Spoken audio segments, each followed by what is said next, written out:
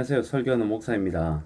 오늘은 또 창세기에 있는 이삭 이야기를 가지고 좀 말씀을 드리도록 하겠습니다. 항상 제가 여러분에게 말씀드릴 때 숲을 보고 그 다음 나무를 봐야 된다는 이야기를 했는데, 전체적으로 창세기가 뭐를 말하고 있으며 그 다음에 창세기를 볼 때는 우선 인물 중심으로 보시는 게 참 중요하다고 그렇게 말씀을 드렸습니다. 그래서 지난번에 이제 아브라함에 대해서 이야기할 때도 항상 할 때 우리가 책을 읽을 때 보면은 제목 보고 바로 본문에 들어가는 게 일반적인데, 그러지 말고 제목 보고 난 다음에 저자의 의도를 파악하기 위해서 머리글을 읽고 그 내용을 전체적으로 어떻게 전개하나 보기 위해서 차례를 보고, 그 다음에 어떤 결론을 짓고 싶어 하는 걸 알기 위해서 마지막 맺은말을 보고 난 다음에 아웃라인을 잡고 책을 보고 내면 내용 하나하나 하는 걸 디테일하게 기억을 못해도 전체적인 맥락에서 저자가 뭘 말하려고 한다는 것은 쉽게 구별할 수 있다. 그렇게 말씀드렸습니다.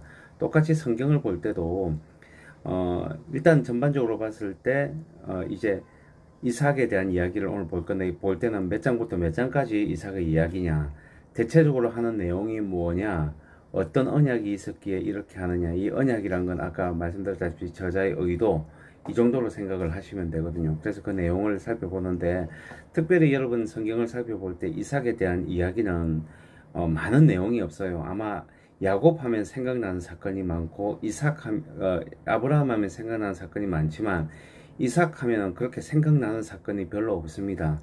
왜 없냐면 그 자체가 별로 내용이 없어요.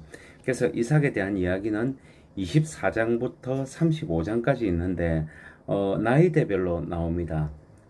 그 보통 이제 22장에 자기가 제물로 바쳐졌을 때를 보통 20대 청년이라고 이야기를 하거든요.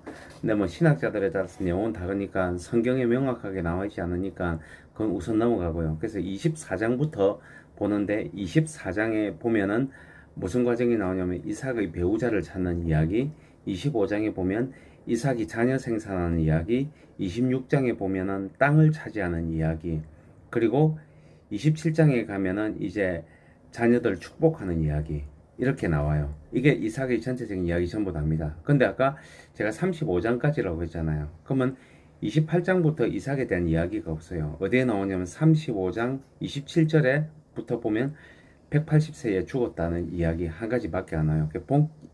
본론적인 이야기는 24, 25, 26, 27장 4장에 걸쳐서만 나오는데, 24장에 나오는 배우자 찾는 과정에 대한 이야기는 이삭이 40세일 때, 그리고 25장에 가면은 자녀 생산에 대한 이야기는 이삭이 60세일 때, 그 다음에 26장에 땅을 차지하는 이 이야기를 보면은 언제 정도인지 나이가 명쾌하게 나와 있진 않고요. 그 다음에 27장에 가면 늙었을 때라고 밖에 안 나와요. 그러니까 20세, 40세, 그리고 60세, 그 다음에 그 이후에 어느 나이 되었을 때, 그러면 늙었을 때, 이 네 가지 이야기가 나오거든요. 근데 24장의 이야기에 이제 이삭이 자기 배우자를 찾는 걸 보면 아브라함이 어떻게 했냐면, 하나님이 사람을 만나게 하고, 그 다음에 그 사람이 물을 주게 할 건데, 물을 주면은 그 사람인 줄 알라 하는 식으로, 어찌 보면은 그냥 환경에다 맡겨놓고 그런 일이 일어나도록 그냥 기다리는 그런 단계로 해가지고 이삭의 배우자를 찾아요. 근데 이게 굉장히 정확했어요. 근데 갔을 때 그 사람이 어떻게 반응하면 그건 맞는 거다 하고 그냥 자연스럽게, 내가 임의로 끼워 맞추지 않고 그냥 자연스럽게 열리도록 하는 이야기가 나오고요. 25장에 가면 자녀 생산에 대한 이야기가 나오는데, 20년 동안 이삭은 자녀가 없었어요. 근데 여러분 한번 생각해 보세요. 아브라함 같은 경우는 자녀가 없었을 때 누구를 삼았냐면 롯을 자녀로 삼으려고 했고요. 그 다음에 하가를 통해서라도, 그 시녀를 통해서라도 무조건 첩을 통해서 자녀를 낳으려고 해가지고 이스마엘을 낳았어요. 근데 25장에 있는 이삭 같은 경우에는 20년 동안 자녀가 없었는데도 아무 반응을 안 해요. 아마 이삭이 아브라함이 하는 것을 보면서 저런 많이 고생한다는 걸 알았던 것 같아요. 아무 대안도 없고 발버둥도 치지 않는 과정에서 20년 만에 드디어 이제 그 자기 아내가 이제 자녀를 낳는 그런 일들이 일어나게 되거든요. 그때까지 아무 반응을 하지 않았는데, 그 낳은 자녀가 누구냐면 이제 두 자녀, 그러니까 에서와 야곱이라고 하는 쌍둥이로 이제 태어나게 되는 이야기가 나오죠. 그다음에 26장에 가면은 그 제가 저자의 의도처럼 서론이 나온다고 했죠. 26장 1절에서 5절까지 가면 하나님이 언약을 주는데 가만히 내용을 살펴보면 두 가지예요.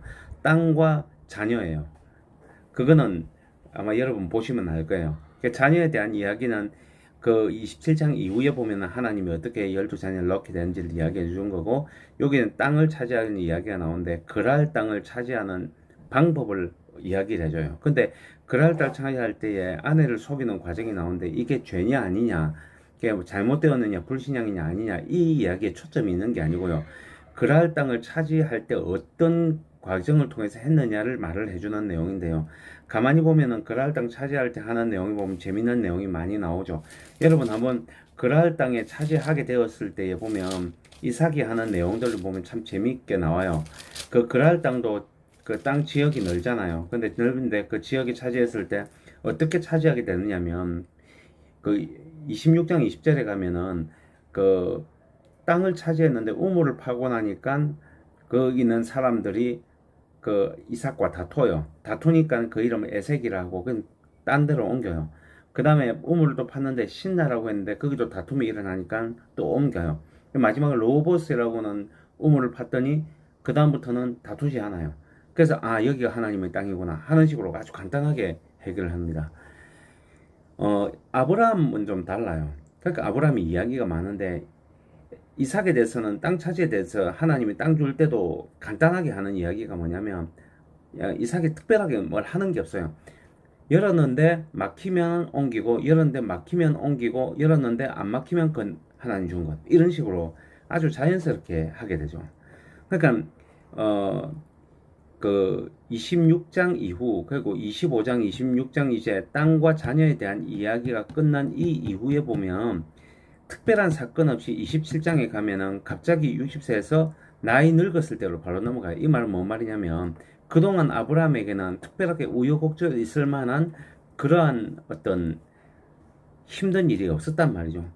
그리고 나왔는데 그 다음에 이제 이삭과 야곱을 이제 축복하는 일이 나오죠. 여러분 아마 보셨어요. 그 27장에 가면 나오는데 야곱이 이삭을 속여요. 속여서 자기가 장자의 축복을 받잖아요. 근데 이삭은 어떻게 이해했냐면 그냥 어쩔 수 없는 거예요. 한번 축복권 줬으면 끝이기 때문에 어쩔 수 없는 거다 하고 그냥 그걸 받아들이게 하는 거예요. 그래서 다른 축복을 주는 거예요. 이게 이제 하나님이 예언적인 부분도 있다고 이야기하지만 저는 이제 이삭의 하는 이 방식을 말씀드리고 싶은데, 축복했는데 바뀌면 그건 어쩔 수 없는 거예요. 모르고 바뀌었기 때문에. 그리고 그 이후에는 하나님의 인도에 맡기는 거예요. 그 28장 3, 4절에 보면 그 이야기가 나오는데 어떤 이야기가 나오냐면 이 부분은 한번 보셔야 될 것 같은데, 이 내용은요 이삭의 어떤 그 신앙에 대한 사고방식을 볼수 알 수 있을 거예요. 전능하신 하나님이 내게 복을 주시어 내가 생육하고 번성하게 하여 내가 여러 민족 속에 이루게 하시고 아브라함에게 허락한 복을 내게 주시되 너와 함께 내 자손에게도 주사 하나님이 아브라함에게 주신 땅 곧 네가 거류하는 땅을 내가 차지하게 하시기를 원하노라 하고 이야기하는 거예요. 그냥 축복을 줬으니까 그 축복이 그냥 그대로 이루어지기 원하는 거예요. 그 외에는 이제 누가 하는 거예요? 하나님이 하실 거라 하는 이야기를 하는 거예요. 그래서 축복했는데 그 사람의 머물 만한 능력이 안 되면 없어지는 걸 이삭이 너무 잘 알고 있으니까 그렇게 하다가 나중에 지나고 난 그 다음에 27장부터 34장까지는 이삭의 모습이 전혀 나타나지 않다가 35장에 180살가 되었을 때 아무 사건 없이 그냥 죽는 이야기가 나오거든요. 이게 전체적인 내용. 그래서 이삭에 대한 이야기는 24장, 25장, 26장, 27장, 24장에는 배우자 찾을 때 자연스럽게 찾았다. 순탄한 과정 찾았다. 25장에는 자녀 낳았을 때 20년 동안 없어도 그냥 기다림을 통해서 했다. 26장에 가면은 그랄 땅을 차지하는 방법도 남이 다투어가지고 뺏어가면은 내 땅 아닌 거고 자연스럽게 주어진 로봇 땅은 내 땅인 거고 이런 식으로 했다. 그리고 27장에 가면은 축복이 바뀌어도 나머지는 하나님의 인도에 맡겼다. 이게 전부 내용이고 35장에 가면 조용한 죽음을 이루었다. 그래서 이삭에 대한 이야기를 하면 특별한 이벤트라든지 특별한 어떤 간증할 만한 좀 드라마틱한 이야기가 없어요. 근데 좋은 삶이 누구의 삶이냐? 아브라함, 이삭, 야곱 중에서 누구의 삶이 제일 좋으냐면 저 같은 경우는 이삭의 삶이 굉장히 좋다 생각해요. 사실 여러분 그런 생각 안 해봅니까? 아브라함과 야곱은요 차지하려고 발버둥을 쳐요. 그래도 이루어진 거 하고 이삭처럼 자연스럽게 가도록 자기 열리는 대로 갔는데도 이루어질 건 다 이루어져요. 이거 보면 이제 신앙생활도 똑같은 것 같아요. 어떤 사람은 발버둥 치면서 주어지지 않은 걸 뺏으려고 노력하고 자기가 한때 젊었을 때 누렸던 영광을 다시 한번 누려보고자 이제 나이가 들고 난 다음에 하는 경우도 많이 있거든요. 그런다고 더 많이 차지할까? 하나님이 그거 모르실까? 하나님이 나한테 머물게 할 때는 그 머물게 하는 이유가 있고 또 빼앗길 때는 빼앗기게 하는 이유가 있거든요. 자연스럽게 가는 게 중요하냐? 아니면은 앞으로 후손들에게 많은 간증거리가 나와도 야곱이나 아브라함처럼 많은 간증거리가 드라마틱하게 많이 나오는데 그 사람 생활이 너무 고될 수 있는. 그래서 야곱이 나중에 이야기 바로에게 이야기할 때 그 이야기 하잖아요. 자기가 지금까지 살아왔지만 험악한 세월을 보냈다거든요. 왜 험악했느냐? 하나님이 자연스럽게 모든 걸 다 필요하면 다 주시게 돼 있는데 거기에 대해 이제 조급한 마음이 들면 이제 문제가 생기는 거죠. 저는 유튜브를 하면서 이걸 통해 가지고 제가 뭐 구독자들 많이 늘려서 어떻게 해보겠다는 생각이 별로 있는 편은 아니에요. 말씀 그냥 나누는 게 좋고 그냥 말씀을 나눌 수 있는 공간들이 많이 없기 때문에 이런 식으로 해가지고 여기 구독자로 등록하시는 분들은 저의 이제 성도라고 생각하고 본인들이 다니는 교회 좀 더 많이 도움이 되고 했으면 좋겠다는 마음으로 하는데 저는 여러분에게 권하고 싶은 게 좀 이삭의 삶을 사셨으면 좋겠어요. 안 되는 것 가지고 억지로 연락할 필요 없다고 생각합니다. 제일 좋은 거는요. 내가 할 일 내가 하고 하나님 하실 하나님 하도록 냅두는 게 좋아요. 하나님이 기적을 베풀든 뭘 하든 건 하나님 하실 일이고 내가 하는 건 내가 하는 거예요. 근데 막혔다. 이렇게 하면 그럼 기다리는 거예요. 내가 어떤 것도 할 수 없다. 이제 그거는 하나님이 기다리는 뜻을 알고 그 열릴 때까지 기다리는 거예요. 그러다가 안 열리면 어떡해요? 그거는 내 거 아닌 거죠, 그냥. 그렇게 살 거 인생이나 그걸 하기 위해서 어찌 보면 이제 기도할 때 보면은 하나님의 뜻에 맞춰서 기도하기보다는 내가 갖고 싶은 것을 너무 간절하게 요구해가지고 떼쓰듯이 기도를 하는데 그렇게 해가지고 인생이 말년되었을 때 하는 거나 사실은 별반 차이 없이 어찌 보면 그렇게 한 사람들이 더 힘겹게 살았는데 별로 그렇게 덕을 얻지 못한 것들이 더 많이 있거든요. 그래서 이삭을 보면서 이런 삶들을 좀 배웠으면 좋겠다 하는 말씀을 여러분에게 좀 드리고 싶습니다. 제가 하는 내용들이 여러분의 좀 삶에 좀 도움이 되셨으면 좋겠고요. 좀 하나님에 대해서도 좀 믿고 갔으면 좋겠다는 생각을 가지고 있습니다. 여러분 또 오늘도 하루 잘 승리하고 사시고요. 다음에 뵙도록 하겠습니다. 구독과 좋아요 여러분 꼭 눌러주십시오. 감사합니다.